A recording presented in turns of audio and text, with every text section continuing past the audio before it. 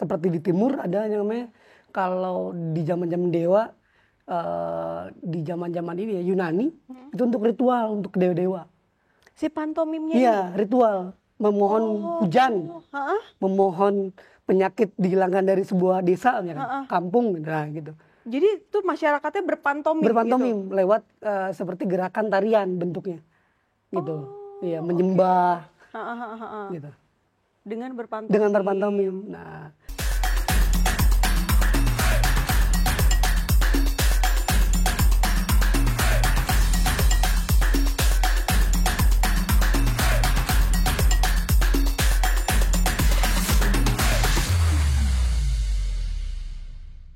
Hai, kembali lagi bersama saya Hira SKV di Hierarki Insight. Bagaimana kita bisa melihat perubahan data menjadi insight.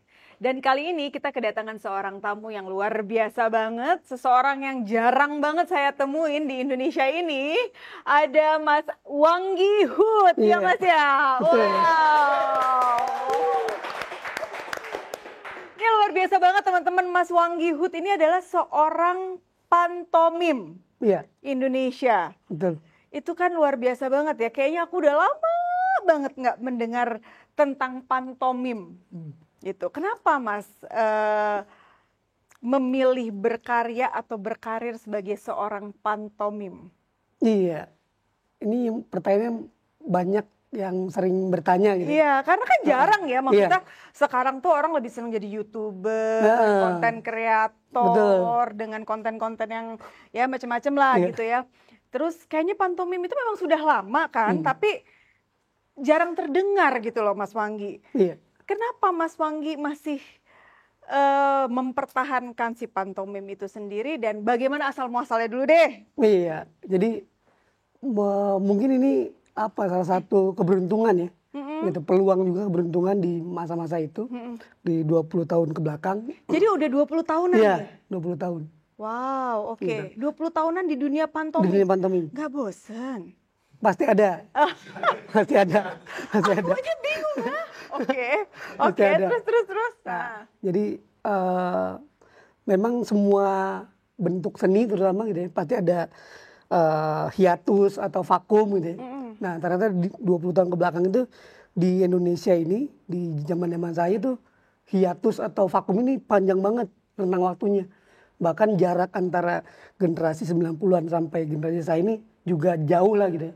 Gitu. Nah, terus selain itu pengetahuan juga sampai enggak gitu ke generasi yang pada sekarang itu gitu. Nah, ternyata memang saya sendiri orangnya itu awal-awal sangat penasaran dengan pantomim karena kok seni ini nggak ada yang minat ya gitu. Nah, penasarannya gitu. Karena tidak ada yang minat? Iya. Oke. Nggak ada yang minat ya. Terus wah ini kayaknya peluang nih gitu. Coba-coba deh. Diajak sama kakak kelas senior gitu ya, untuk latihan dan sebagainya. Kemudian kita berproduksi. Nah, di produksi pertunjukan ini saya semakin penasaran. Kok banyak yang nonton ya? Ternyata ada penontonnya gitu. Oh, banyak yang ada nonton? Penontonnya banyak gitu. Waktu itu di CCF zaman dulu, sekarang IV gitu. Terus Rementang Siang gitu ya. Nah, yang nonton berarti banyak kan orang luar?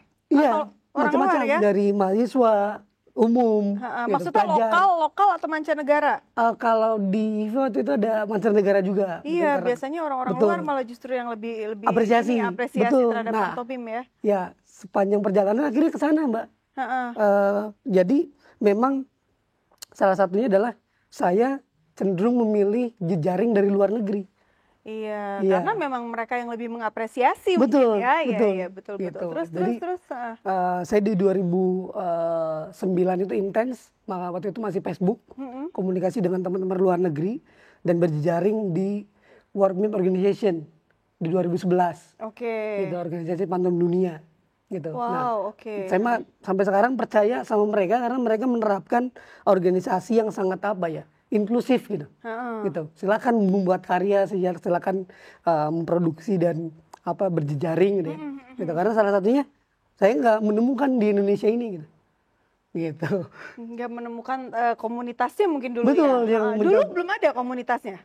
Dulu itu belum kebentuk, justru kebentuk ada namanya Komunitas Pantomim Indonesia 2010. 2010 baru terbentuk. Oke. 2010. Oke. Tapi Mas, aku masih bingung. kan penasaran nih, kenapa nih gitu pantomim nggak banyak peminatnya. Betul. Terus akhirnya terjunlah ke dalam situ. Terus setelah terjun itu apa yang dirasakan? Maksudnya, wah ternyata ini nih saya banget gitu. Atau gimana tuh Mas? Sampai akhirnya mendalami 20 tahun kan lumayan lama ya. Salah satunya pada akhirnya menemukan apresiasi dari teman-teman, ilmu yakin bahwa teman-teman yakin bahwa apa yang saya gerakkan dengan imajinasi, ini bisaan mana gitu. Kamu bisaan gitu, ngelakuin gerakan itu gitu. Jadi memang ada bakatnya juga di dalam diri ya.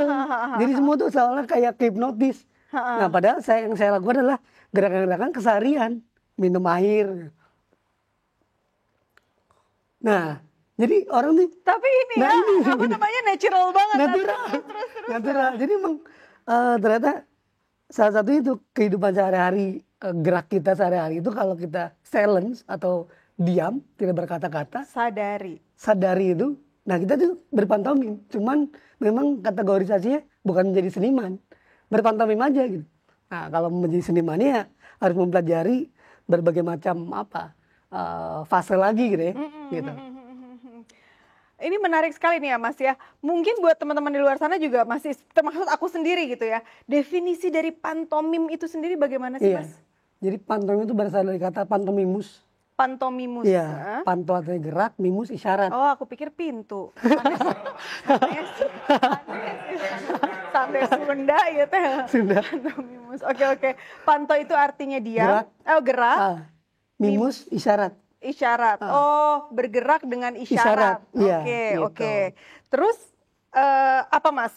Boleh dijelaskan sedikit nggak mengenai pantomim itu sendiri selain daripada definisinya itu sendiri? Iya, jadi dengan gerak dan isyarat dia menyampaikan sesuatu. Nah, dari menyampaikan sesuatu ini lewat gerak dan isyarat dia mengkomunikasikan dan menginformasikan sebuah pesan berarti gitu ya, atau kejadian atau peristiwa gitu.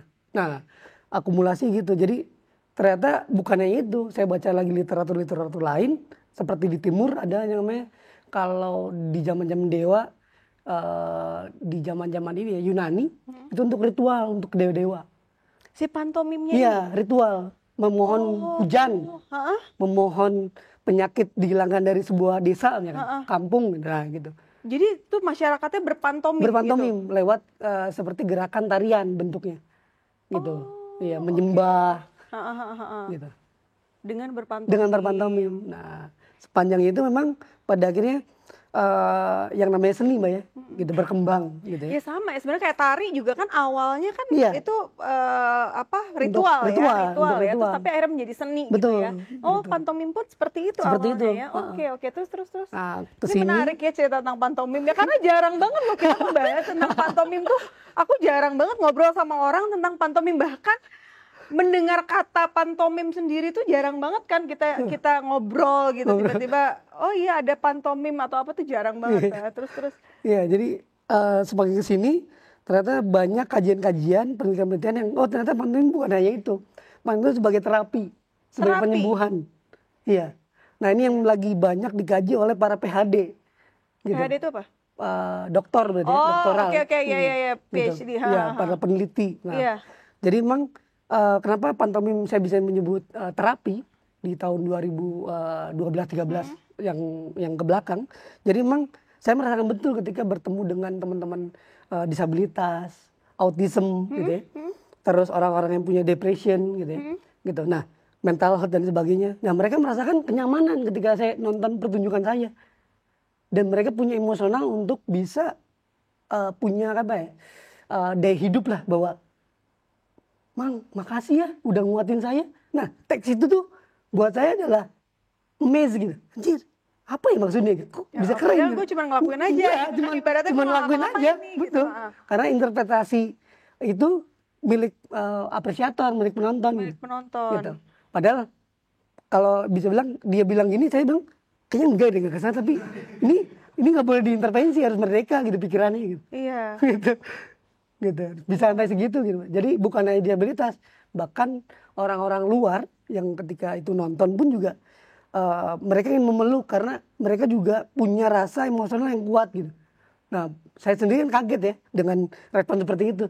Ada apa ya ini? Tiba-tiba meluk gitu, tiba-tiba ngeram, kok jadi kayak gini gitu ya. Nah, itu yang membuat saya kira, wah ini terapi, ini penyembuhan.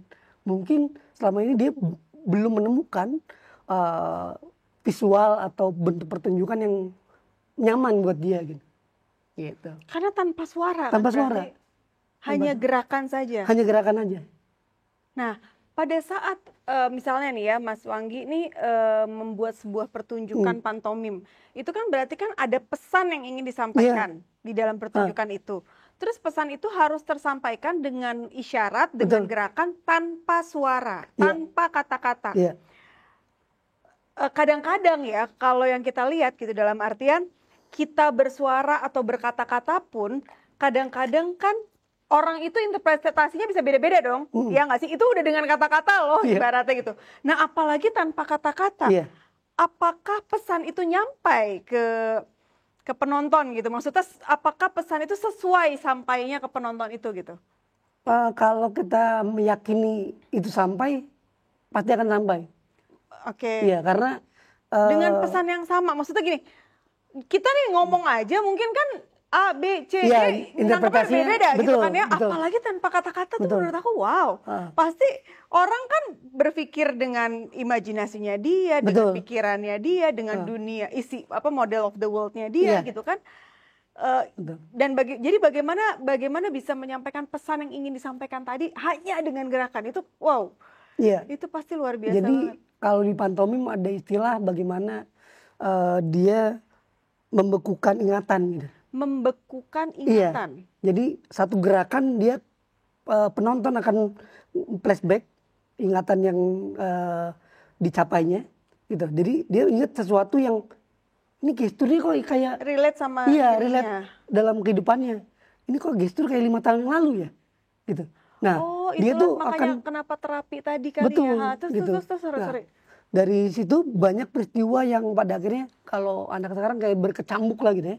Gitu. Rumit kan? Gitu. Nih nggak ngerti nih apa, bingung gitu. Iya. Mulai gini sih. Nah, biasanya kalau pada penonton yang nggak nonton utuh, dia akan bingung. Tapi kalau dia nonton utuh, tidak mengalihkan perhatiannya ke handphone atau ngobrol. Nah, dia kan nggak ngerti. Gitu. Memang pertunjukan pantomim harus dilihat secara utuh. Gitu. Baru dia bisa mengerti, menjahit ya cerita dari awal sampai akhirnya. Iya, dan itu akan jadi ingatan panjang karena pantomim itu kan visual, Mbak ya. Itu kan akan nempel visual itu gitu. Dan nggak akan hilang karena kalau individunya melatih terus dia akan ingat Mang Wanggi ada kumisnya gitu. Nah, itu akan terus berulang gitu. Gitu. Dan memang saya sendiri nggak disadarin itu. Gitu, bahwasannya banyak kayak yaitu aplikasi-aplikasi kayak tadi kayak stiker orang bikin desain dan sebagainya. Ini stikernya guys, lucu banget ya. Benar-benar pantomim abis.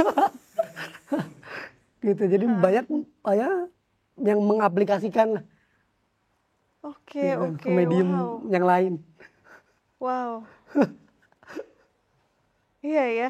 Terus kalau di pantomim itu tiap gerakan itu ada standarnya atau bebas berkarya? Kalau secara idealnya ada standarnya, tapi hari ini kan dunia udah berubah ya. Akhirnya mau nanti akan mempelajari bahasa-bahasa isyarat juga silakan, atau bahasa-bahasa yang sangat tidak dimengerti surrealis gitu kan, silakan. Bahkan yang absurd dan abstrak kalian nggak masalah, karena bahasa tubuh sebagai bahasa universal harus jujur karena medianya adalah tubuh. Kalau tubuh tidak jujur, nah itu akan ketahuan tuh. Kelihatan gitu, karena kesehariannya dia akan bertemu dengan berbagai macam orang, itu akan diterapkan dalam bahasa psikologi tubuh. Kita bisa melihat mana yang jujur tidak nyaman akan pergi dari ruangan ini gitu. Akan cabut dari obrolan tongkrongan gitu. Nah itu, dan itu akan bicara juga energi juga.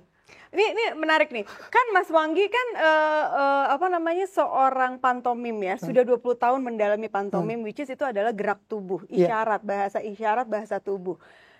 Pastinya Mas Wanggi sendiri termaksud sensitif dalam arti bisa membaca orang dari gerak tubuh pada saat misal berkomunikasi, bukan dengan sama pantomim ya, maksudnya dengan kita nih gitu kan, pada saat berkomunikasi sama aku atau sama siapapun gitu, udah bisa kebaca nih dari gerak tubuhnya, udah langsung pastinya udah sensitif dong terhadap hal itu, karena kan pantomim itu tentang bahasa tubuh ya nggak sih? Betul, bahasa tubuh, bahasa ruang, terus bahasa ruang tuh gimana tuh? Ya, kalau bahasa ruang kita berada di suatu tempat, kayak ruangan gitu ya, yang kemudian nanti kita akan tahu energi di ruangan itu seperti apa.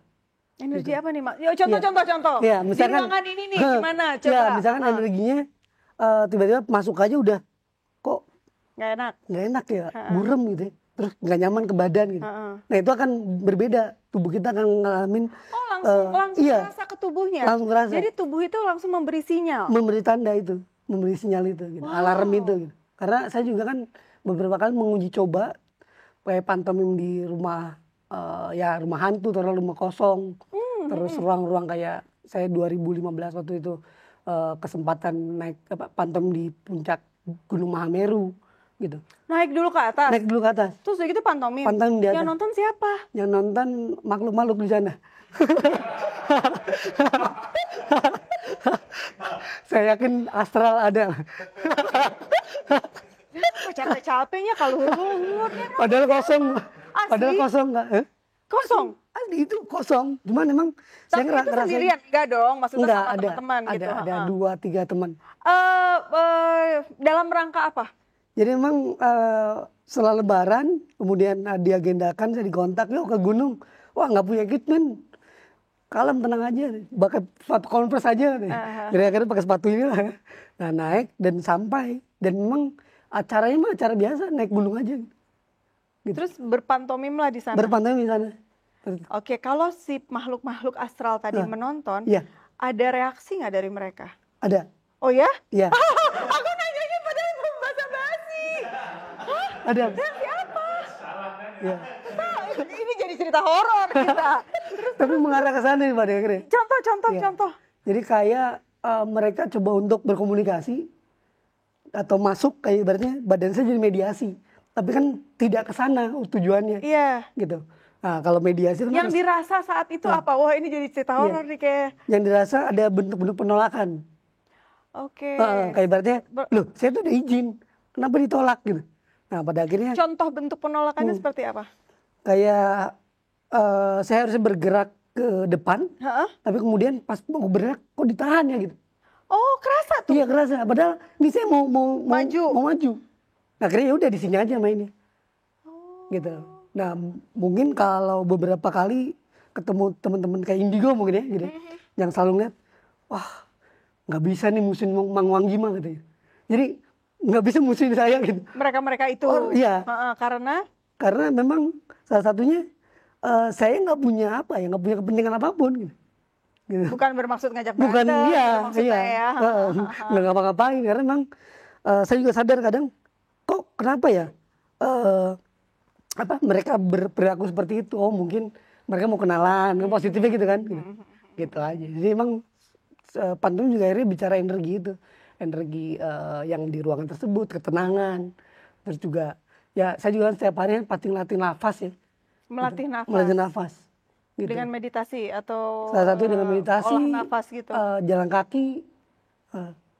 Kenapa perlu melatih nafas untuk pantomim? Iya, karena kalau lapas ini salah satu tumpuan yang dimana kita sadar bahwa kita hidup, gitu. Tumpuan di situ bahwa, kadang-kadang kita bergerak itu kan nggak sadar bahwa kita napas mol gitu. Tapi harus sadari juga sih. Dalam waktu seminggu pasti ada pelatihan itu. Sehat juga sih juga. Gitu, Mbak. Seberapa erat kaitannya hubungan antara pantomim dengan kesadaran itu sendiri? Oh, sangat dekat banget. Sangat dekat. Sampai akhirnya ya kesadarannya dekat itu dalam artian saya tahu di mana porsi dan kapasitas saya gitu. Sebagai manusia gitu, sebagai manusia terus bertemu dengan siapa, dia harus diperlakukan seperti apa gitu. Jadi bukan hanya pada manusia, pada satwa, pada tumbuhan, pada alam gitu. Kesadaran akhirnya ke sana. Emang seberapa penting sih kesadaran itu dalam kehidupan manusia? Ini ada rada-rada ini sedikit nggak apa-apa lah ya. Gitu. Soalnya menarik. Iya. Kesadarannya ketika kita mampu berbuat untuk apa gitu, kita ngelakuin itu gitu. Kalau memang bukan nggak penting, tapi kalau memang nggak dibutuhkan gitu. Dalam. Tapi Mas Wanggi ini kalau aku lihat kan banyak juga menyuarakan tentang isu-isu kemanusiaan ya gitu melalui pantomim. Kenapa tuh Mas? Iya, salah satunya memang isu-isu ini ya salah satu dekat sama pantomim ya. Karena pantomim kan tubuh dan imajinasi. Nah, tubuh dan imajinasi ada di manusia. Oke. Elemen itu. Nah, makanya pantomim saya pasti akan bicara tentang kemanusiaan gitu. Nah, baik lagi tadi tentang keterkaitan dengan keterhubungannya dengan kesadaran itu. Untuk memulai bahwa yuk sadar yuk bareng-bareng yuk gitu. Ibaratnya bagaimana memanusiakan manusia atau kita menjaga alam, merawatnya gitu. Nah, itu nggak gampang loh gitu. Nah, mulai dari diri sendiri dulu gitu. Baru ke yang deket, terus baru lebih luas lagi masyarakat dan sebagainya. Nah, itu disampaikan dengan pantomim. Dengan pantomim. Contoh yang paling dekat nih, apakah ada event atau apa yang baru saja dilakukan sama Mas Wanggi mengenai isu kemanusiaan yang dilakukan dengan pantomim tuh? Iya. Kapan, di mana, event apa? Iya, salah satunya saya sama teman-teman Solidaritas Palestina itu lagi terus ya gitu, menyuarakan tentang kemerdekaan Palestina. Nah, saya juga mempelajari tentang Palestina itu, bertemu dengan berbagai macam orang yang concern di sana, dan akhirnya saya belajar banyak sama warga Palestina tentang kesetiaan dan keberanian gitu. Gitu. Dan itulah yang poin tadi, bagaimana si pantomim ini membicarakan kemanusiaan tidak hanya sebatas menjadi manusia di Indonesia gitu, tapi juga ini manusia yang global gitu, manusia yang hidup juga kita harus perjuangkan. Bagaimana cara menyuarakan itu? Maksudnya bagaimana cara menyuarakan itu dengan pantomim? Bagaimana cara menggerakkan, bukan menyuarakan ya, nggak suaranya ya. Bagaimana cara bagaimana cara menyampaikan hal tersebut dengan pantomim? Contoh deh, aku jadi bingung ya. Contoh deh. Iya, salah contohnya gerak ya. Iya, gerak dong. Gak boleh bersuara. Kan gak bersuara, gerak dong. Nah, contohnya misalkan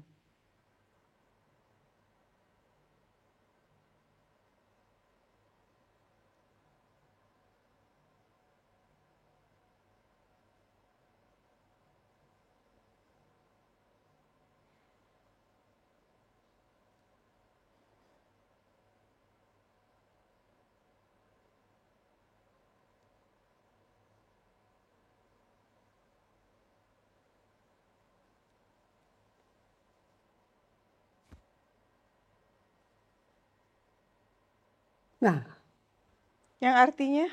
Coba artinya apa, Mbak? Coba.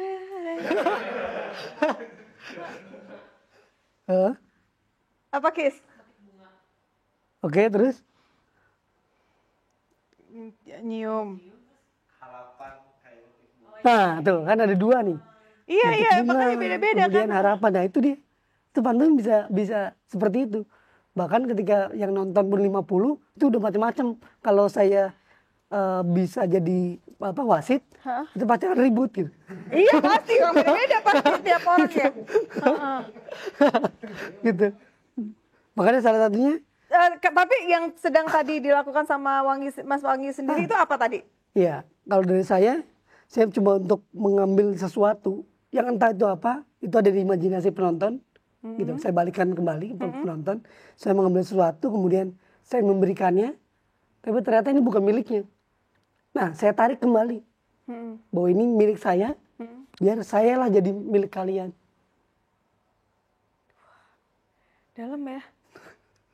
Gitu. Nah, pada saat melakukan pertunjukan pantomim seperti itu kan imajinasi penonton pasti akan berbeda-beda tadi ya, gitu, berbeda-beda tadi. Tapi at the end of the day-nya apakah dikasih selebaran atau apa yang menjelaskan bahwa oh ini pertunjukan ini adalah mengenai A, B, C, D gitu. Ada seperti itu memang? Atau... Dulu 5 tahun berpantomim itu masih seperti itu, dibikin buklet lagi selebaran. Nah, sekarang enggak. Karena jadi sekarang benar-benar dibiarkan imajinasi tiap penonton, masing-masing dari penonton. Baik di ruang galeri, panggung atau jalanan itu dibiarkan. Tapi dengan satu tema, misalnya tema ini adalah mengenai isu kemanusiaan di Palestina. Nanti Mas Wanggi berpantomim, Nanti terserah tuh orang-orang mereka yang nangis, mereka yang geram, mereka yang nunduk, mereka yang pulang, pergi meninggalkan ruangan itu terserah. Karena banyak juga yang pergi meninggalkan, kemudian setelah itu balik lagi, maaf Mang, nggak kuat, keluar dulu saya. Iya, paham. Karena pada saat kita menonton atau melihat sesuatu, misalnya sekarang nih kita nonton film, atau nggak usah nonton film lah, kita keseharian kita itu kan kita memakai hampir semua senses kita, maksudnya mata, hidung, telinga, pikiran, hati gitu ya. Sedangkan di pantomim ini pada saat ada satu sense yang hilang, ibaratnya pendengaran gitu ya, kan tidak ada suara kan. Jadi benar-benar fokus yang digunakan adalah mata dan hati. Betul. Untuk melihat itu. Itu biasanya menjadi lebih sensitif sih pastinya. Betul, menggerakkan semuanya. Iya, makanya mungkin orang banyak yang terharu, nangis, kesel, geram, apapun itu karena itu akhirnya jadi mengolah rasa. Iya, bahkan senyumnya pun bukan tertawa atau terbahak-bahak, cuman oh nggak boleh ada suara ya senyum? Iya. Kalau senyum gitu doang? Iya, semua itu yang sampai sekarang saya itu LOL gitu kali ya kalau di kiri iya, LOL gitu, WK gitu ya. itu kayak tadi gitu. Kayak tadi nonton oh itu WK. Oh pakai subtitle nanti ya. Gitu itu jujur. Karena saya sama ini belum ada penonton yang terbahak-bahak. Karena mereka sadar bahwa yang ditonton adalah Wanggi nih gitu. Nggak mungkin satu ruangan sebenarnya ngakak gitu. Ngakak pun dia kan nah, karena dia pengen mendapatkan satu informasi, satu peristiwa yang momentum gitu. Tapi ada pantomim yang lucu? Ada. Maksudnya yang bikin orang terbahak-bahak? Ada. Oh ada? Ada, komedi ada. Oh itu memang beda komedi. Lagi. Ini enggak, kalau Mas Wanggi mah enggak ke sana? Enggak. Nah kategori komedi lebih banyak ke anak-anak. Karena itu yang melatih psikomotorik mereka biar fun gitu. Karena harus dibiasakan dulu fun gitu ya. Karena dunia kan bermain gitu. Nah kalau udah ada remaja dewasa, wah ini berpikir dunianya gitu. Gitu. Beda lagi nih porsinya gitu. Itu dia. Wah luar biasa ya. Terus Mas Wanggi kalau di Indonesia itu sendiri ada nggak sih seniman pantomim yang menjadi role modelnya Mas Wanggi atau mungkin di mancanegara gitu? Ada kalau di Indonesia Pak Sena Utoyo. Sena Utoyo, iya. Di Jakarta beliau? Iya, dia asli Cimahi juga. Oke. Memang salah satu perintis pantomim Sena Didimem di Jakarta. Terus kalau dari luar ada Marcel Marceau. Orang mana tuh? Dia orang Prancis. Oke. Dia yang menjadi role model saya sampai hari ini terus ngomongin tentang kemanusiaan. Karena dia menyelamatkan anak-anak dari serangan Nazi waktu itu, peristiwa Holocaust. Ya, dia menyelamatkan ratusan anak-anak yatim piatu. Dengan cara? Membawanya ke perbatasan Swiss dengan kereta api dan menyamar menjadi pramuka. Oh. Biar nggak ketahuan sama tentaranya. Mas, 20 tahun mendalami pantomim, apa hal terbesar yang Mas Wanggi rasakan, yang Mas dapatkan dari pantomim? Banyak ya.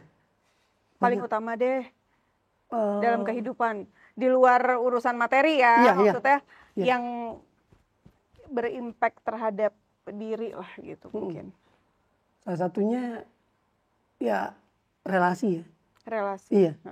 Dan itu semuanya tidak terduga gitu. Dan saya harus siap bertemu itu gitu, relasi-relasi apapun gitu. Gitu. Makanya nggak aneh kalau teman-teman atau siapapun yang temannya temen nanya, ini Mang Wanggi tuh go tuh maksudnya apa ya gitu. Maksudnya ya go, yuk kita bareng-bareng gitu, kolaborasi jalan gitu. Deal lah ibaratnya gitu. Go Mang, perform di sini, go. Kok banyak go terus ya Mang Wanggi gitu. Jadi emang saya juga mencoba untuk membangun itu dia, networking yang ibaratnya siapapun harus bertemu dengan seni pantomim ini. Untuk kita belajar banyak, saya juga belajar sama kalian. Ya kalian mungkin banyak juga ya ambil aja pantomim yang kalian ngerti gitu. Gitu. Selama 20 tahun perjalanan pantomim ini ada nggak satu momen yang paling berkesan buat Mas Wanggi? Di dalam hal pada saat berpantomim ya? Iya. Itu banyak juga sih. Yang paling berkesan semua sepertinya. Yang paling itu tadi Mbak, saya akan terus menjawab pertanyaan itu adalah pantomim di Gunung Semeru. Yang di gunung, Iya. di gunung mana? Gunung Semeru. Semeru. Itu yang membuat saya akhirnya sadar. Berpantomim dengan penontonnya para makhluk astral Betul, tadi. betul. Itu yang membuat sadar apa? Sadar bahwa kita bukan siapa-siapa gitu. Entah di ketinggian, entah di kedalaman laut, kita bukan siapa-siapa gitu. Kita akan menjadi kecil, kita akan disentil gitu, gitu, dicubit dan lemah gini guys. Mas Panggi, untuk teman-teman di luar sana yang mungkin tertarik ingin belajar pantomim atau ingin mengetahui lebih lanjut tentang pantomim, apa tips yang bisa Mas Panggi berikan? Tipsnya banyak apresiasi ya, terutama kalau ada poster yang tiba-tiba menggambarkan pertunjukan pantomim, datang aja.